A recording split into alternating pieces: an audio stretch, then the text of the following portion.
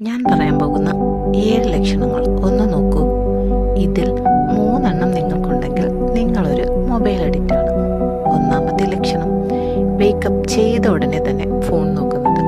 WhatsApp message വന്നോ, Instagram updates ഉണ്ടോ എന്ന് ആദ്യം ചെക്ക് ചെയ്യുന്നത്.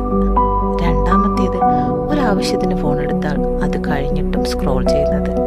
5 മിനിറ്റ് മാത്രം എന്ന് വിചാരിച്ച് മണിക്കൂറുകൾ പോകുന്നത്.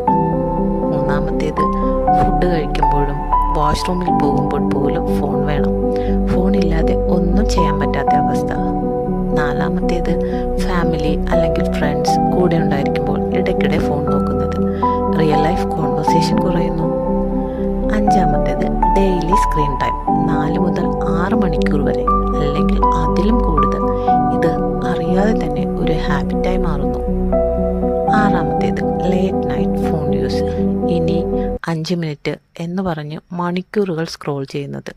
ഉറക്കം നഷ്ടപ്പെടുന്നു. ഏഴാമത്തേത്, കാരണമില്ലാതെ ഫോൺ അൺലോക്ക് ചെയ്യുന്നത്. എന്തിനാണ് ഓപ്പൺ ചെയ്തതെന്ന് പോലും മറക്കുന്നു. ഇതിൽ 3 ലക്ഷണങ്ങൾ നിങ്ങൾക്കുണ്ടെങ്കിൽ നിങ്ങളൊരു മൊബൈൽ അഡിക്റ്റാണ്. പക്ഷേ ഇത് മാറ്റാൻ കഴിയും. പതുക്കെ പതുക്കെ ഫോൺ യൂസേജ് കുറയ്ക്കുക. നിങ്ങളുടെ മെൻ്റൽ ഹെൽത്ത്, സ്ലീപ്പ്, പീസ് എല്ലാം ഇമ്പ്രൂവ് ആകും.